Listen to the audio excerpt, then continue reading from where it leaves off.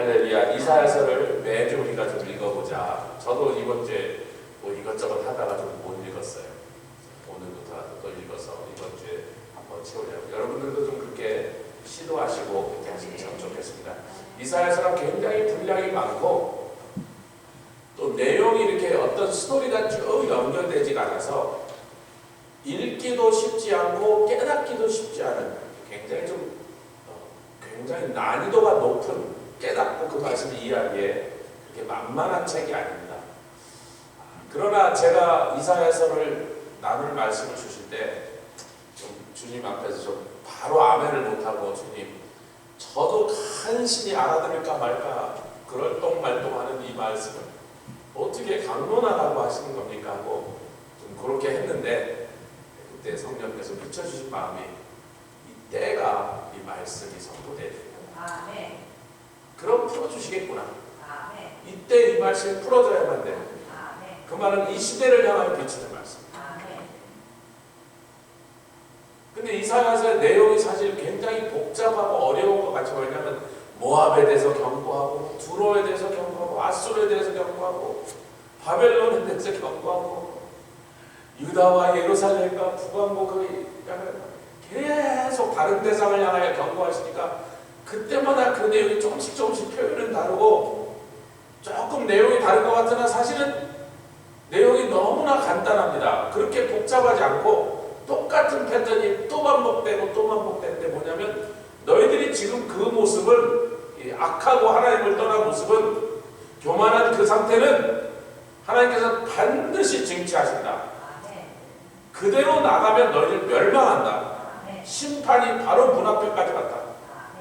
그러나 이제라도 회개하고 하나님 앞으로 돌아가면 하나님께서 용서하시고 그동안 몇 대 맞아갖고 사방 부서지고 망했어도 하나님 그곳에서 다시 은혜를 베푸사 너희들에게 하나님의 구원을 맛보게 하신다 해서 이사야 선지자의 이름이 여호와의 구원. 아멘.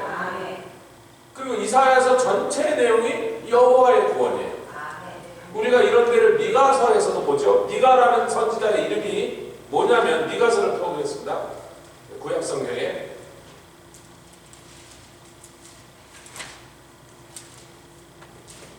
이 소선지서는 구약 성경 끝에 있는 12권은 전부 책 제목이 그것을 증거한 선지자의 이름과 똑같으니까 나움이라는 선지자고 오바댜는 오바댜인데 미가서는 미가라는 선지자입니다.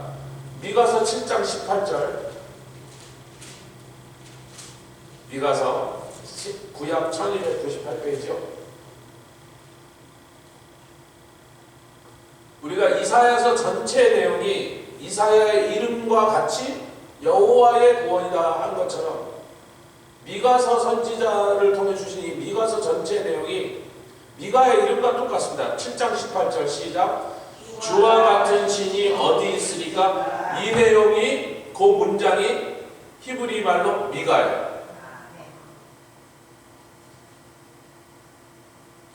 기가 막힌 거. 그러니까 지금 미가가 자기 이름을 얘기한다요. 여러분 이 말 다시 보세요. 이사야가 태어났는데 아버지가 너는 이사야다 그랬어요. 여호와의 구원이다. 응애하고 태어난 핏덩어리한테 그의 이름이 벌써 예언적이에요. 그는 왕의 손자로 태어났다고 지난주에 나눴습니다. 왕의 손자고 그때 당시 왕의 조카로 태어났어요. 우시야 왕의 조카란 말이에요. 우시야 왕의 사촌이란 말이에요. 우시야 왕 아버지와 자기 아버지의 형제란 말이에요.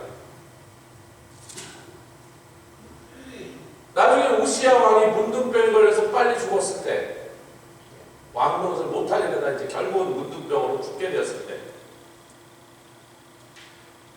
우시야 왕과 그래도 한 4촌 이내에 들어간 사람은 다 왕이 계승 서열권 안에 있는 거예요. 경쟁 상대가 될 수 있었단 말이에요. 왕이 될 수 있는 가능성이 그래도 상당히 있었던 사람들이라.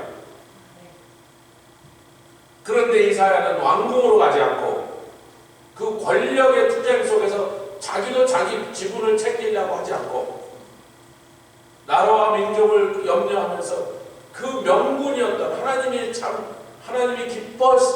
하나님을 기쁘시게 해드려서 나라를 부강하고 영적으로 회복되게 된 그 우시아 왕이 그렇게 비참하게 죽고 이제 나라가 혼란에 빠져있는 그 모습, 그 민족과 나라를 생각할 때 견딜 수 없는 마음으로 성전으로 향해 버린 거죠. 그런데 그 모든 일이 그에게 이름을 주실 때부터 그의 일생이, 그의 생애 전체가 여호와는 구원이시라는 그 한마디를 전하려고 태어났어요. 그러니까 그의 이름 자체가 예언적이란 말이에요. 그리고 그거는 예언자, 즉 선지자가 되죠. 왕족이니까 뭐 왕이 될 수도 있고, 적어도 뭐 왕까지 못 되었어도 그래도 그 왕족 집안의 어른이야. 지금 우시아가 죽었는데 그의 사촌이란 말이에요. 그 다음에 왕이 되는 애한테는 삼촌이라고, 큰아버지, 작은아버지라고. 그럼 그 왕국에서 상당한 정치적 실력을 행사할 수 있는 위치에 있었단 말이에요. 근데 하나님은 그것을 원하시지 않고 그를 선지자로 삼으시려고. 할렐루야. 그리고 이사야 선지자를 통하여 주신 예언이 우리 주 예수님 그리스도의 이 세상에 오셔서 하신 그 구원 사역에 가장 많이 그것을 비추고 있어 예언하고 있을 뿐만 아니라 예수님 스스로도 이사야서를 제일 많이 인용하셨어요. 왜냐하면 여호와는 구원이다. 그 일을 실제로 이제 완성하러 오신 분이 예수님이니까 이사야를 통하여 예수님의 사역이 가장 잘 조명되고 예언됐다는 게 이상할 게 하나도 없는 것이다. 왕이 된 것보다 만왕의 왕이신 예수님 오시는 것을 예언하는 것이 훨씬 더 존귀스러운 역사죠. 자기가 왕이 되는 겁니다. 아멘. 근데 이제 그 지난 시간에 우리가 나눴던 말씀 좀 총정리하는 거고요. 할렐루야. 저희가 이제 온두라스를 가는데 보통 컨퍼런스 하나 정도, 어쩌다가 2개 한 적이 있는데, 사실 작년도 2개 했지만 처음엔 2개를 따로 하려고 하다가 한꺼번에 하자 그래갖고 좀 복잡하니까 그냥 한꺼번에 하자 그래서 한꺼번에 하는 바람에 2개 했다고 하지만 1개 반쯤 한 것처럼 그 정도인데 올해는 4개를 하게 됐어요. 근데 계속 우리 선교팀에서 기도하고 우리 가정에서 기도하고 또 중보자들도 기도하고, 기도하기만 하면 주님이 그 기도 시간에 주시는 음성은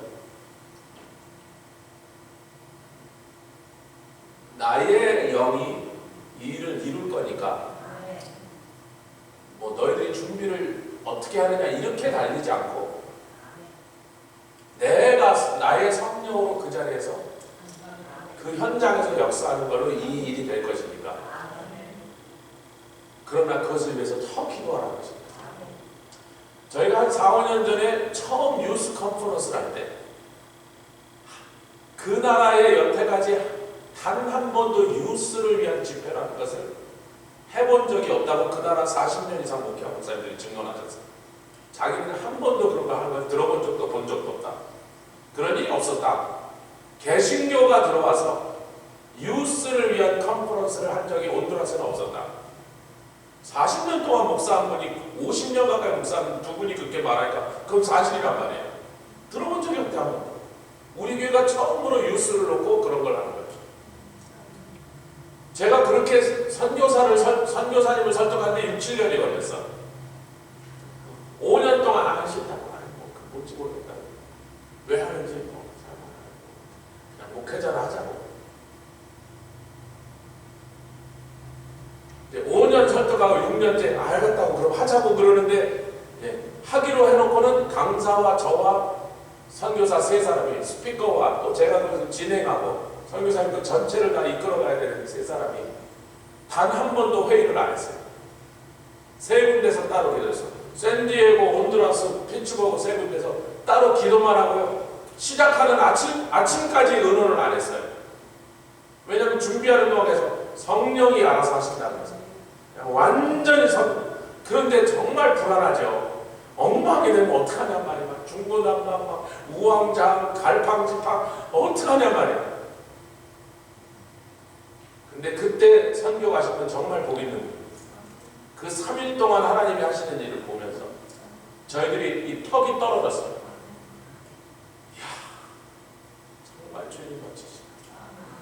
단 한 가지 디테일까지도 성령께서 딱 하는데 한 가지도 어기가 맞지 않는 경우.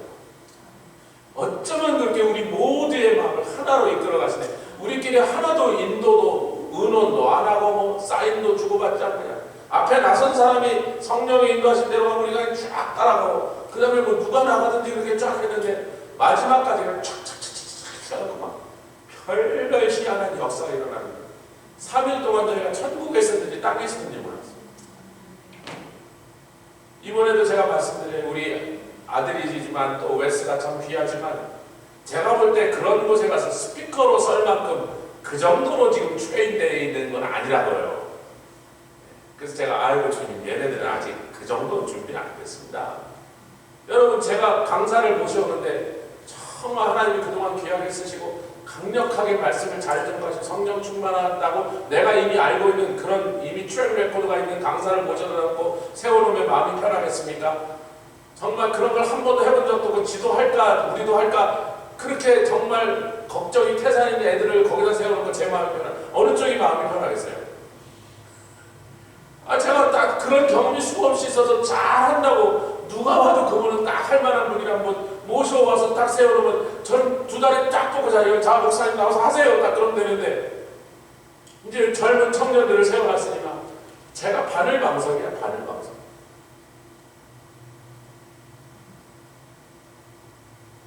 기도가 안 나오겠어요.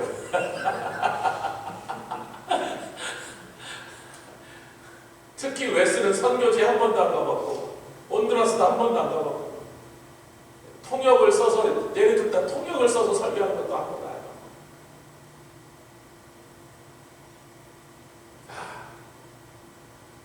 제가 막 주여 내가 왜 그런 짓을 시작했는지 하여간 훌륭한 강사 세우다 놓고 저는 일단 하여튼 맡긴 다음부터는 못하면 자기 책임이지 이렇게 하면 되는데 잘못했다 욕은 제가 다 먹게 생겼어요. 그런데 성령께서 계속 기도할 때마다 그 답답한 마음으로 기도할 때마다 그때처럼 하실 것 같은 성령이 직접 역사하셔서 누가 봐도 이거는 강사가 잘해서가 아니라 강사가 훌륭해서가 아니라 성령이 이것을 하셨구나 하는 것을 거기 온 모든 사람이 알 수 있는 할렐루야. 그때 이동철 선교사 이걸 보더니 이야 이게 뭐냐 그러더니 그 다음부터 그냥 청소년 컴프로서 합시다 성령께서 그렇게 하시기만 한다면 우리 뭐 복잡한 거 하나도 없어요. 근데 이번에도 그렇게 하실 것 같은 불길한 예감이 들어요. 네, 할렐루야. 그러니까 그렇게 소망하고 그렇게 기도하러 가시고 그렇게 믿고 지금 나가고 제가 컨퍼런스 하나를 해요. 이동철 선교사니까 한 3개월 동안 커뮤니케이션을 해서 이건 어떻게 할 거고 통역은 누가 할 거고 뭐 음향은 누가 할 거고 뭐 이런 거 막 쥐어짜면서 막 이렇게 의논을 해서 막 확정을 짓느라고 막 통신하느라고 되게 힘든데 지금 4개를 벌려놓고 어느 지역교회 가서 하는 것까지 해서 사실은 5가지 사역을 벌려놓고 제가 하기로 큰 덩어리만 그렇게 합니다. 며칠부터 며칠까지 뭐 며칠부터 며칠까지 뭐 강사는 누구 이것만 탁 던져놓고요. 지금 2주 동안 한 마디도 의논 안 하고 있어요. 의논하려고 하면 그때마다 기도만 해라. 의논하지 말고 기도해라. 몇 년 전에 그럴 때처럼 그렇게 역사하시려나 보다. 제가 기대가 충만합니다. 여러 가지 사인을 주시고 여러 가지 환상과 음성을 주시는데 조각조각 주시는데 그때처럼 하실 것 같은데 놀랍고 엄청난 역사가 일어날 것 같은데 할렐루야. 그러나 우리가 더 기도해요. 같이 기도합시다. 정말 혼두라스에 이번에 그 젊은이들까지 목회자 불덩어리가 돼서 각자 자기 사는 동네로 또 사역지로 들어가서 한 3, 4년만 지나면 아이고 이제 피츠버그 팀 안 와도 됩니다. 우리가 알아서 할게요. 이 소리를 제가 들으려고 한 3년만 지나면 이제 안 와도 됩니다. 우리가 알아서 하는데 뭐 하려고 하냐고. 그러면 우리는 뭐 코스타리카로 가든지 바나마로 가든지 옆 나라로 다 가면 돼요. 거기 옆에 뽕딱지만한 나라가 벨리즈라는 나라가 있는데 이번에 우리 그 선교사들이 컨퍼런스 하는데 동참하지 않은 누군지도 모를 분인데 목사 안수식에 목사를 아는 분이 목사 안수를 받으신 분이 우리 교단 목사 안수식에 지난번 총회 때 누가 그런 거야? 저 사람도 벨리즈 선교사래. 그래서 난 누군지도 모르는데 그랬더니 그러니까 거기를 파송받아 나가서 선교를 하긴 하는데 우리 교회에서 나가서 하는데 교단 선교사가 안 됐고 또 목사도 아니다 보니까 전도사로 나갔다 보니까 우리가 잘 모르는 분이라는 거예요. 근데 교단에 신학교를 졸업하고 이제 목사 안수 받은 거예요. 여성분이더라고요. 영어도 잘 하시더라고요. 미국 분하고 살면서 미국 사람이 교수에 그래서 거기 교수로 가 있다니까 벨리즈에 교수로 초청받아 갔는데 이 사람도 전도사니까 거기서 선교사 한다고 선교사에 왔다. 제가 이제 전화로만 통화해서 다 끝난 다음에 알았으니까. 근데 그 벨리즈라는 나라가 얼마나 조그마냐면 한 서울시만 해요. 근데 저희가 온두라스에서 과테말라를 갈 때마다 엄건사님은 뒤에서 주무시느라고 몰랐겠지만 우리가 온두라스 끝에 가서 과테말라 국경으로 이렇게 넘어가려고 갈 때 마지막 딱 턴에서 과테말라 안쪽으로 딱 넘어가 과테말라 국경 통과해서 넘어가려고 때 그 마지막 한 10마일이 벨리즈 국경이에요. 온두라스, 벨리즈, 과테말라 이렇게. 그 벨리즈가 얼마나 조그만 나냐면 피츠버그보다 좀 클까 그런 거예요. 도시국가 수준이에요. 중미에 7나라가 있는데 아무도 벨리즈를 기억을 못해.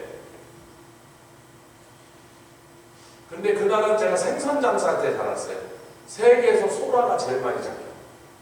이만한 소라, 이만한 소라. 거기서 나오는 소라가 질도 제일 좋고 굉장히 많이 잡혀서 미국에 들어온 소라의 절반이 그 나라. 다시 말하면 그 나라 바다에 가서 이렇게 발로 툭툭 차고 걸리는 게 소라. 거기는 또 영어권 나라에 희한하게 영국의 지배를 받아갖고 중남미에서 유일하게 영어권 나라예요. 영어가 공용어인 나라. 뭐 혼두라스에서 이제 안 와도 된다 그러면 다음에 우리 벨리즈로 갑시다. 이렇게 걷어만 차면 소라가 막 걷어차 있는데 들어가서 스페니쉬도 안 해도 되고 물 만나는 복이 됐지 뭐 벨리즈를 확 뒤집어 놓읍시다. 얼마나 좋아요. 우리가 혼두라스를 다닌 지가 물론 이 교회는 10몇 년, 저는 20몇 년째 다녀요. 언제 이 나라를 복음화 시키는 일이 끝날까? 지금 60% 정도가 예수를 믿는다. 지금 있는 교회들이 분발해갖고 성령 충만해가서 막 전도하면 몇 년이 끝나지 뭐. 그리고 그 다음에 온두라스 성도들과 같이 선교지를 같이 가려고 그러니까 벨리즈 같이 가자 그러려고. 야, 선교 이제 그만 받고 선교하러 가자. 거기 나가면 소라가 막 바닷속에 들어가서 이렇게 툭툭 차면 탁 차이는 게 다 소라가 이렇게. 할렐루야. 그런 기대와 소망, 그런 꿈을 꾸는 거예요. 맨날 우리가 가서 이게 숟가락 떠면서 이건 밥이에요, 이거는 반찬이에요. 그렇게 하는 건 선교, 그걸 원하는 거예요. 거기서 이제 안 와도 됩니다. 우리가 다 충분히 감당합니다.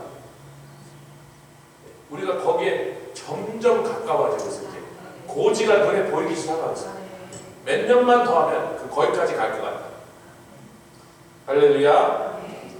자, 오늘 강의 안으로 들어왔습니다. 제가 여기다 적어놨는데 강의 안에 다 있는 거니까 굳이 따로 적지 않으셔도 됩니다. 자, 여러분 그 본문 연구를 들어가려고 할 때 이사야서를 읽을 때 두 가지를 먼저 내용 분해로 들어가기 전에 내용 분해는 한 2, 3주 후부터 이제 1장부터 2장부터 쭉쭉 가겠는데 하나님께서 천사를 보내시기도 합니다.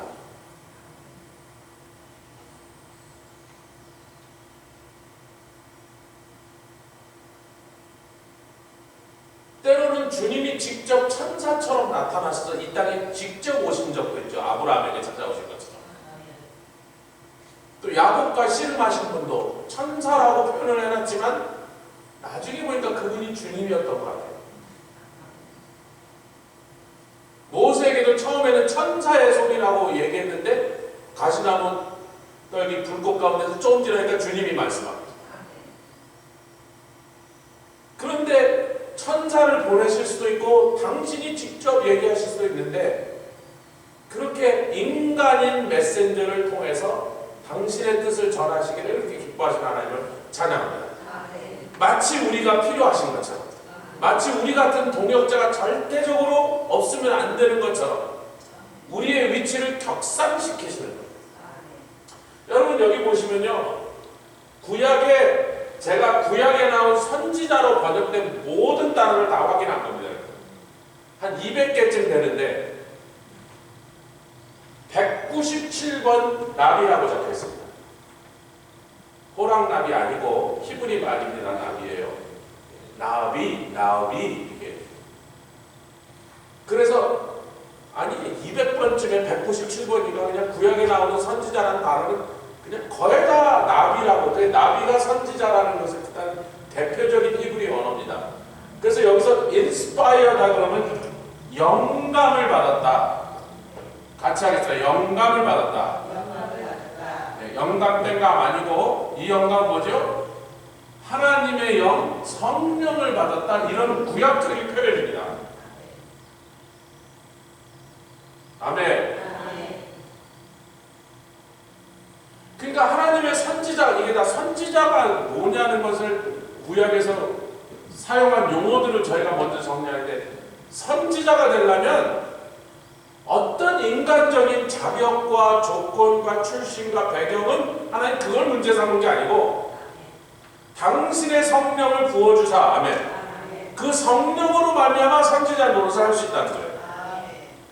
용어로서도 하나님께서 무슨 일인지는 확실하게 말씀합니다.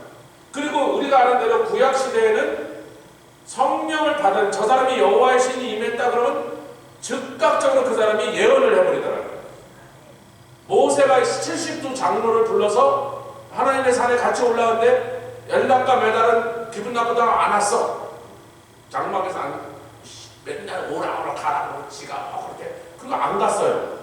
그리고 70장로는 왔는데 여호와의 신이 그 70장로에게 뿐만 아니라 장막에서 그렇게 못된 짓 하는 엘락과 메달한테도 임하니까, 근데 그들에게 여호와의 신이 임했는데 여호수아가 딱 보니까 여호수아가 모세시여 저 엘락과 메달 저놈들이 당신의 말 안 듣고 저렇게 거역하는데 그놈들도 여호와의 신을 받았습니다.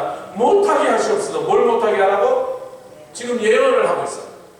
그러니까 여호와의 신이 임했다는 것을 사람들이 어떻게 하냐면 예언하는 걸 보고 알았습니다. 그리고 우리는 예언자라는 말을 선지자라는 말과 같이 쓰고 있는 거죠. 예언자, 선지자 같은 거예요. 영어로 prophet 그러면 선지자라고도 번역할 수 있고 예언자라고도 번역할 수 있고.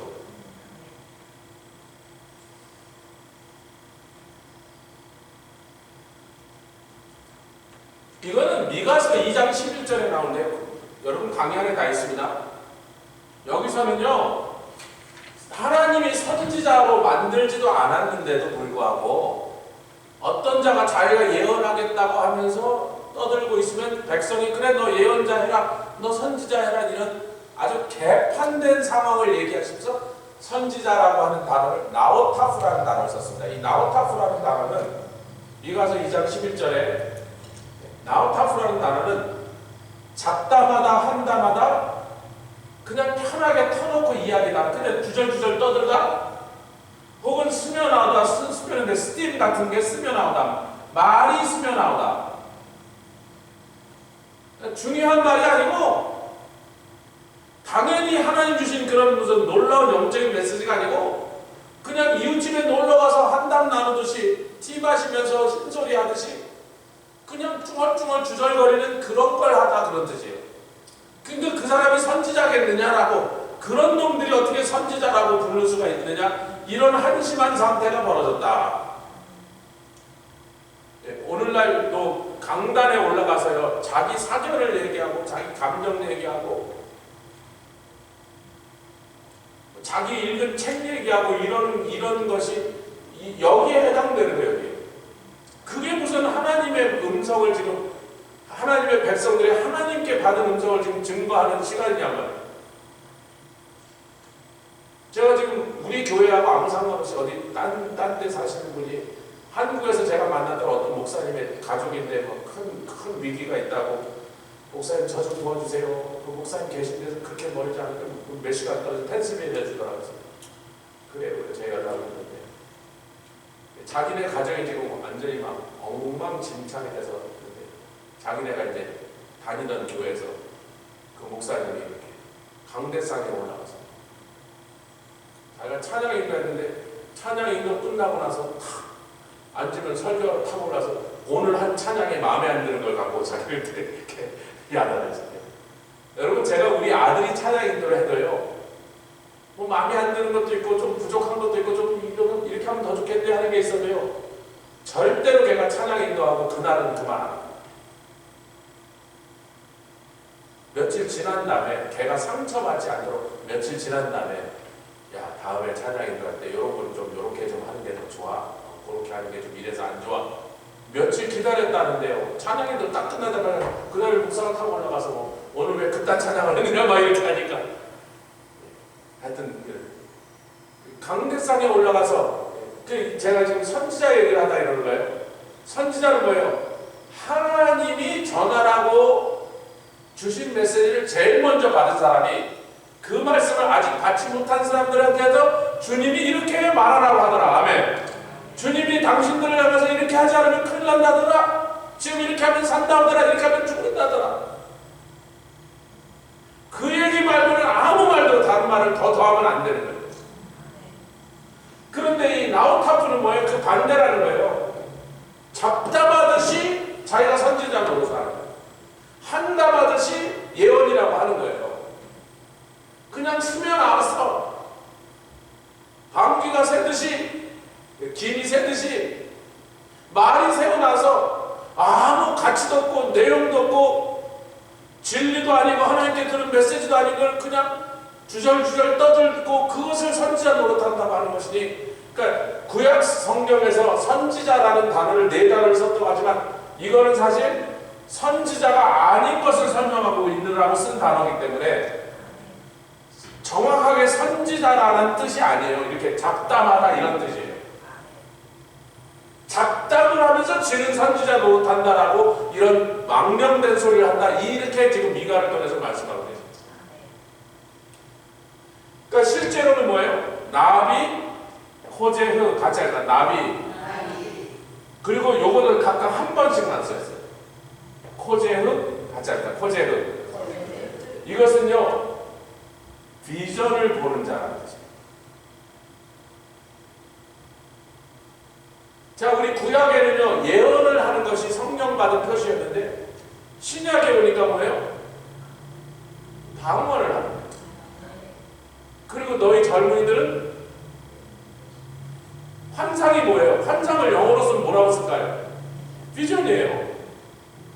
환상을 보는 자다.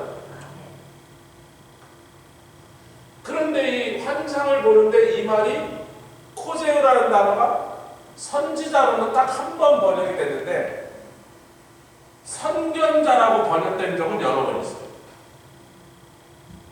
그러니까 코제우라는 단어는 선지자라고 번역된 것보다 선견자라고 번역된 데가 훨씬 많아요. 그러니까 사실은 선지자라고 번역을 했음에도 불구하고 대개는 선견자라고 번역되는 것이다. 그럼 선지자와 선견자의 차이가 뭐냐? 선지자는 예언을 하는 자인데 선견자는 미리 보는 자예요.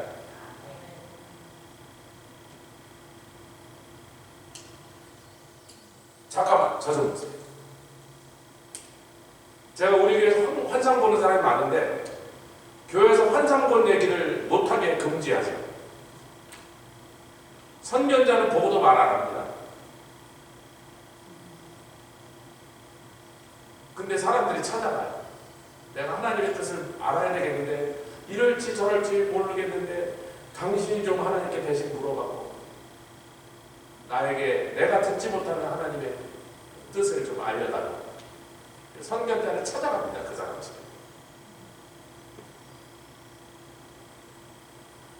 사무엘은요, 성경에서 그를 선견자라고도 말하고 선지자라고도 말합니다. 할렐루야. 갓도 다윗 왕에게 찾아와서 선지도 알고 못했던 나단 선지자 말고 갓 선지자가 됐어요. 갓 선지자도 성경이 그를 선지자라고도 부르고 선견자라고도 부르고. 갓 선지자가 다윗 왕한테 한 번밖에 안 했어요. 주로 나단이 와서 설쳤어요.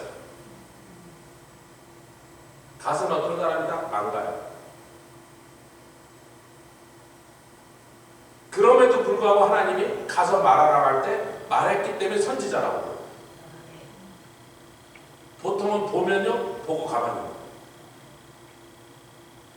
이것이 구별되기 시작한 게 사무엘 때입니다. 그래서 사무엘상에 사무엘을 통하여 그 차이를 설명하고 있어요. 9장 9절입니다. 사무엘상 9장 9절.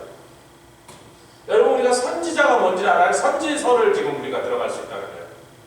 그걸 모르고 선지서를 들어가면 막 중구난방, 엉망진창, 갈팡질팡. 사무엘상 9장 9절에 사무엘을 통하여 이렇게 설명해 주시는 거예요, 우리에게. 이스라엘 사람들도 그전에는 선견자가 있었는데 갑자기 선지자가 생긴 거예요. 사무엘상 9장 9절 다 찾으셨습니까?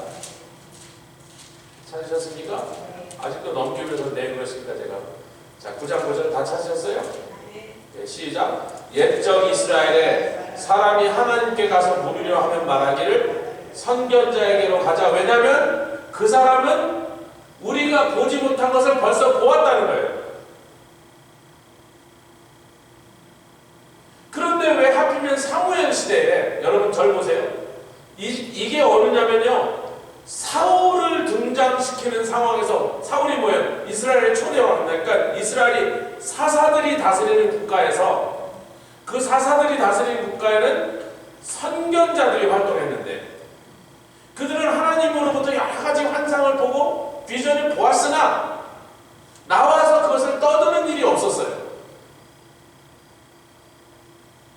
그런데 지금 사울을 통하여 이스라엘의 첫 번째 왕을 세우려고 하는데로서 더 이상 선견자들이 활동하는 게 아니라, 그들이 옛날에 선견자일 때 이제는 선지자로 이제 커밍아웃을 해야 되는. 왜냐하면 지금부터는 이 나라를 다스리는 왕한테 가서, 왕은 가만히 있어도 자꾸 귀찮게 찾아와. 선지자들이 왕이시여, 내가 어젯밤에 기도하는데 하나님 말씀하시 당신 그따위라고 터진대, 이러는 거예요. 왕이 가서 물은 게 아니에요. 그들이 왕에게 찾아와요. 그러니까 하나님이 보내신단 말이에요. 하나님 가서 내가 너에게 먼저 얘기했으니까 왕에게 전달해. 사울 저놈한테 가서 경고해. 다윗한테 가서 죄를 지적해. 아니, 여러분 잘 아시는 내용을 얘기하는데 왜 이렇게 막 인상을 쓰고 이렇게 저 어려운 걸 쉽게 설명해 드리려고. 여러분 성경을 잘 정리해 보시면, 그래서 사무엘이 마지막 사사, 마지막 선견자예요. 그러면서 지금부터는 왕이 딱 왕국에 있는 날부터 선지자들은 왕국으로 출퇴근하는 거예요. 물론 아무 말씀을 못 듣는 날은 그냥 가만히 서 있는 거고요. 근데 어젯밤에 무슨 말씀? 왕이시여 잠깐만요. 왜 그래요 또? 내가 어젯밤에 기도하는데 주께서 이렇게 말씀하시다. 당신 회개하라고. 그러다가 모가지가 날아간 선지자가 많습니다. 그런데 그게 또 밖에서 보면 되게 멋있고 막 화려한 왕국에 맨날 출근하니까 그게 또 좋아서 직업으로 거짓 선지자들이 그때 생겨나기 시작합니다. 여러분, 거짓 선견자는 없어요. 사람들에게요, 야, 답답하고 잘 모르겠으면 어느 지파에 어느 동네에 살고 있는 어떤 집 아들이 있는데 그분이 선견자래. 거기 가서 물어봐. 그분이 하나님께 물으면 네가 그 고민하는 문제를 하나님께 듣고 대신 가르쳐 줄 수 있을걸?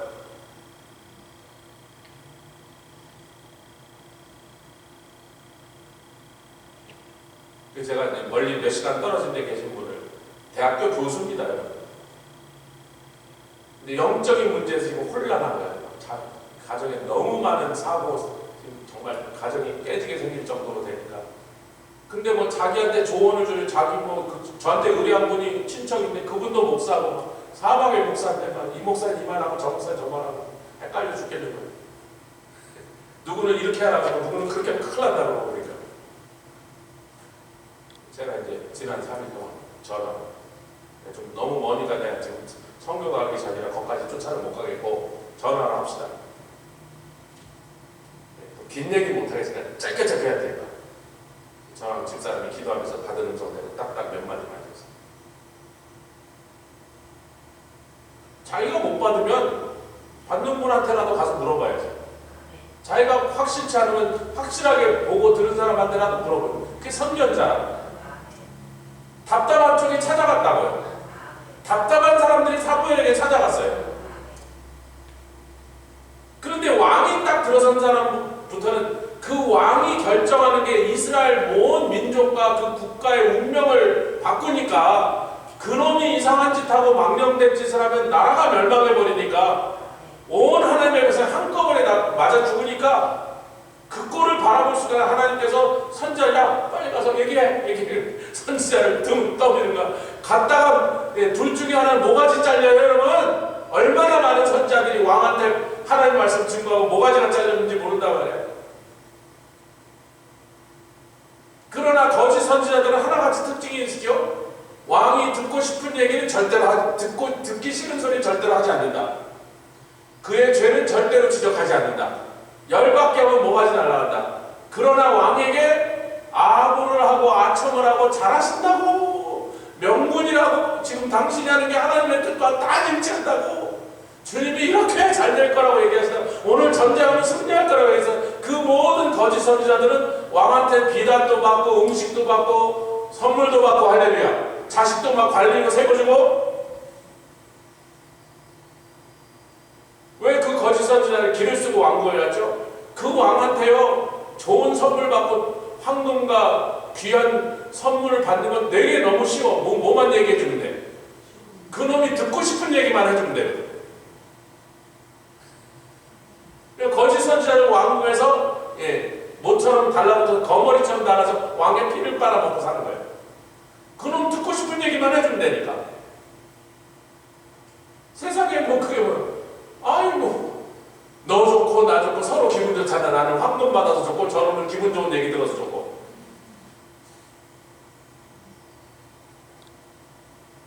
그러다 몇몇 거짓 선지자가 아주 혼났죠. 하나님의 진짜 선지자가 하시는 말씀에 네가 틀린 놈이다, 나쁜 놈이다, 왜 너 그러냐 그랬다가 하나님께서 그 선지자한테 내가 주님이 너에 대해서도 한 말씀 하시는데 너의 자녀가 네 아내가 끌려가서 장기가 될 것이고 너의 자녀들이 다 매닥거려 죽을 것이다. 이놈아 뭐 이렇게 너 오래 안으로 죽어. 뭐 이렇게 거짓 선지자가 참 선지자한테 그렇게 말 개박살 나는 일이 성경에 여러 번 기록되어 있습니다. 목숨을 걸고 영혼을 걸고 하는 도박이라고. 근데 하나님의 참 선지자들, 정말 하나님 세우신 선지자들은 왕 앞에 나갈 때 고심합니다. 주여, 내가 이 말에다가 오늘 내가 뭐 들어갔다 다시는 살아서 햇볕을 보지 못해 가정을 보지 못하네. 그래도 이것을 전해야 되겠습니다. 전해라. 어찌됐든 시기적으로 봐서 사무엘 선지자가 즉 사울 왕이 이스라엘의 초대 왕으로 세워질 때쯤부터 더 이상 선견자라고 부르지 않고 왜? 앞에 나와서 그것도 왕궁에서 신하들이 다 보고 있는 앞에서 열왕기상은 그것을 받아 적는 서기관들이 공식적으로 한국으로 치면 도승지입니다. 승정원에서 왕 앞에서 하는 모든 대화를 다 기록합니다. 그게 우리의 열왕기상인 거예요. 열왕기상. 공식적 기록이 있는 데서 한마디라도 틀리면요 개인에게 예언을 했다가도 한마디로 틀리면 돌로 쳐 죽이는데 아니 왕 앞에서 왕궁에서 서기관들이 나라의 역사로 기록하고 있는 데서 했던 말이 틀리면 어떻게 되겠어요? 맞아 죽는 거죠. 근데 선지자는요 맞아도 맞고 죽고 틀려도 죽고 그래요.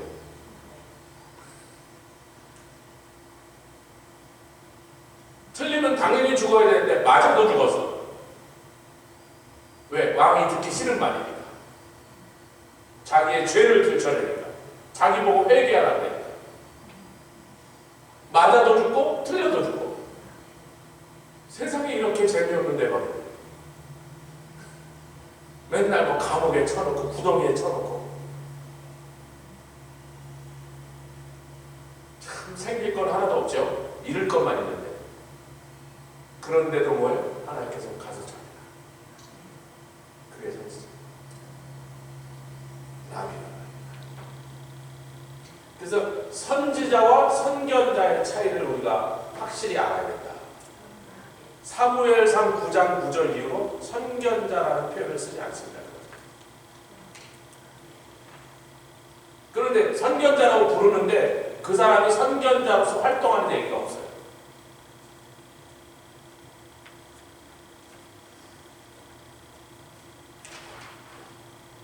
말라키는요, 우리 한국말 중에 말라기라고, 그게 발음이 조금 더 말라키, 영어로 말라카이. 그것도 선지자란 말인데 딱 한 번 나옵니다. 말라기 선지자의 이름이 그 말 자체가 선지자라는 뜻인데, 여기서 이 말라키라는 건 여러분 강의 안에 6페이지에 보십시오. 오늘 나눠드린 강의 6페이지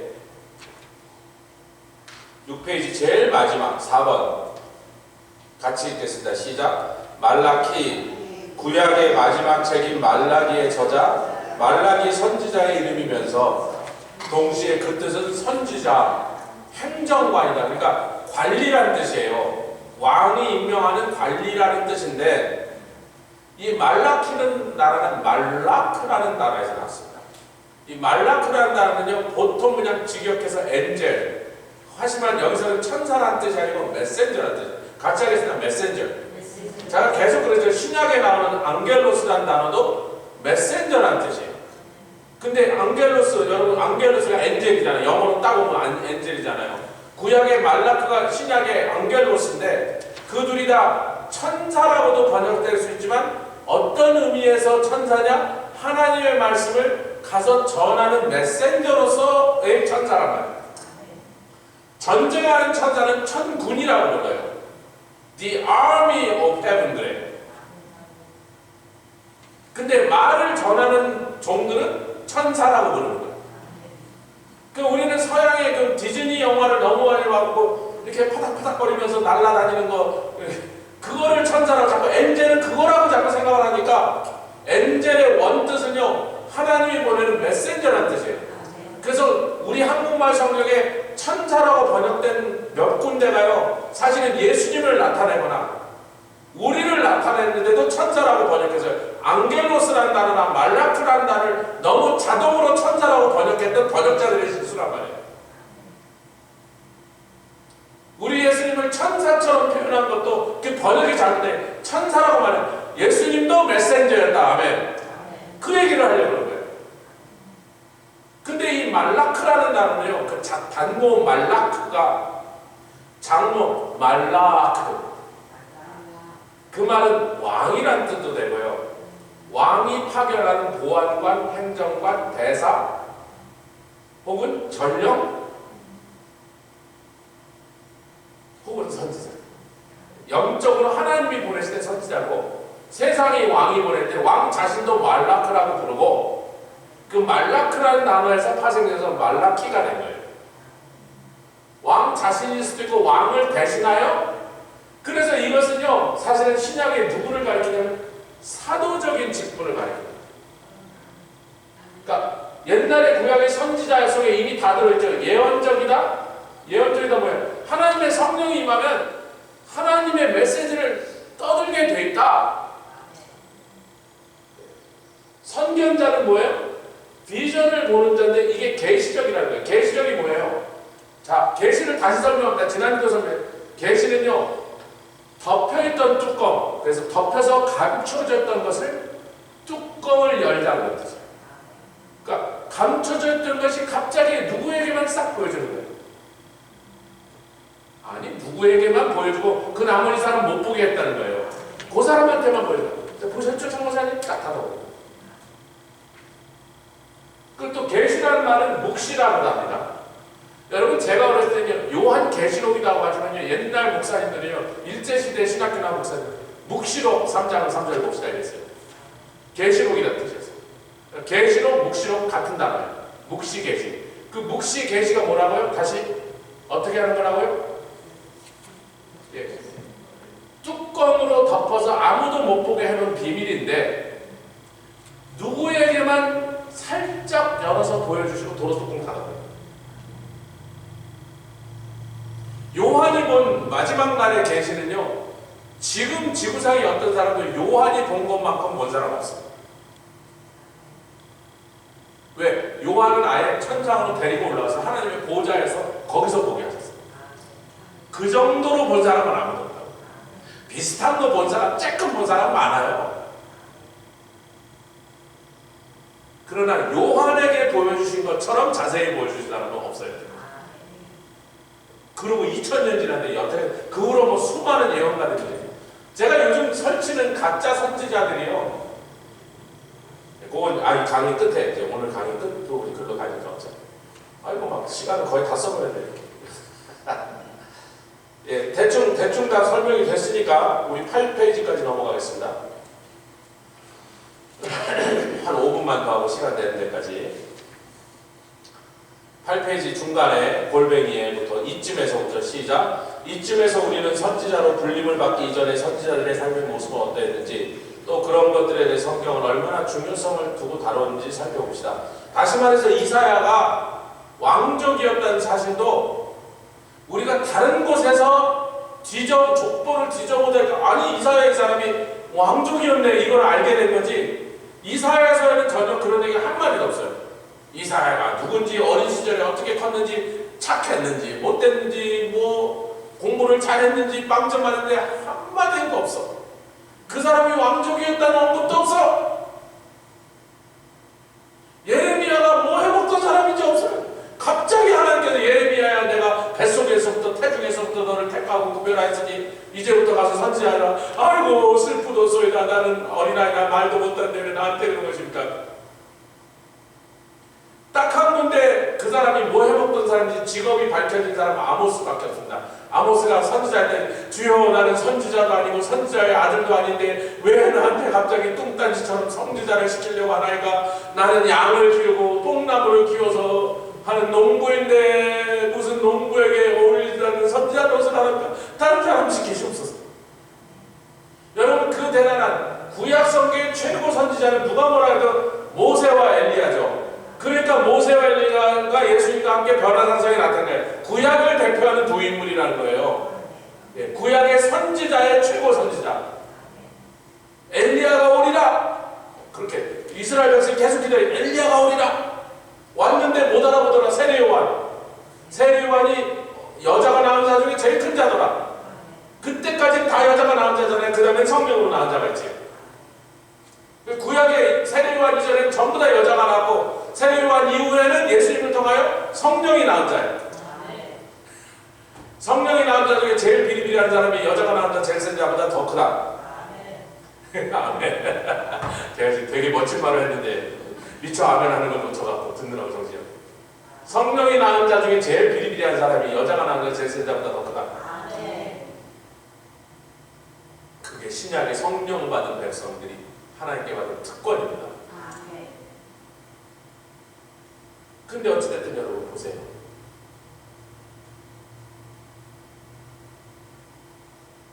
엘리야 같은 그 엄청난 선지자도요.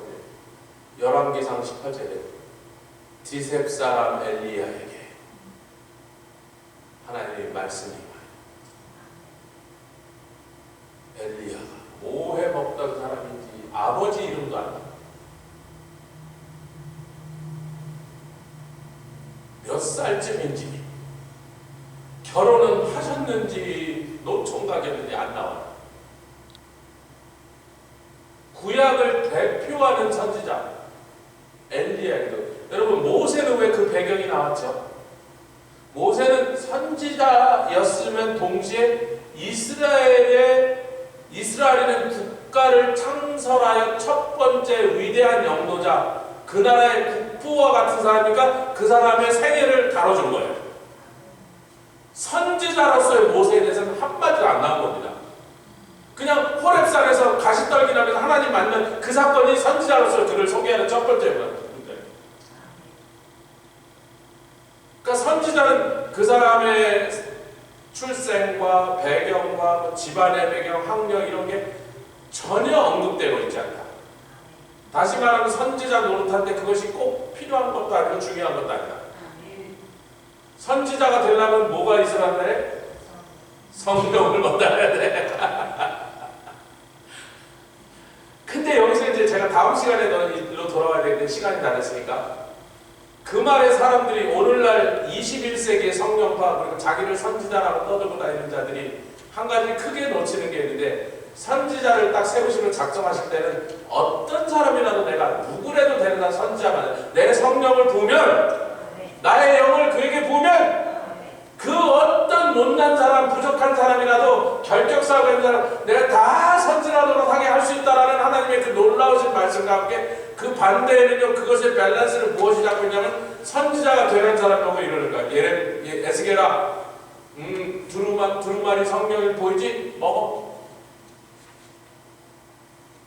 요한아 그 책을 작은 책을 받아 먹어. 입에서는 쓸 거다. 왜 쓰죠? 저주와 파괴와 사망과 무서운 심판의 얘기들이 기록된 말씀들이에요.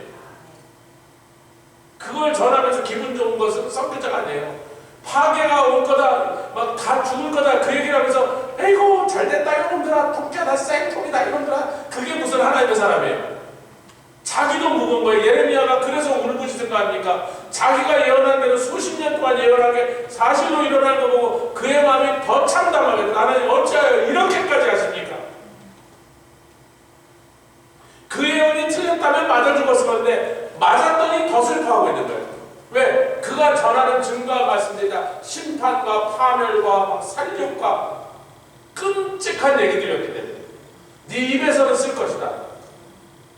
그러나 그것을 네가 네 창자에까지, 네 중심에까지 넣으면 드디어 그 말씀 속에 숨겨져 있는 뭐를 보리라? 구원의 약속, 은혜를 네가 받아. 그러면 네 창자에서 달아지리라. 여러분 요한계시록에 그 지구에 막 3분의 1이 불타고 바다에 3분의 1이 막 생물들이 죽고 여러분 그 무시무시하고 끔찍한 얘기를 보면서요 우리 마음이 다 편치가 않아. 저도 읽을 때마다 편치가 않아. 아이고 막 굉장히 스트레스 지수가 올라간대요. 그 말씀을 깊이 묵상하고 상고하여 그 속에 비밀들이 풀어져 보니까요 놀라운 구원의 메시지입니다. 살리자고 너희들은 그렇게 되지 말고 살아라는 거였어요.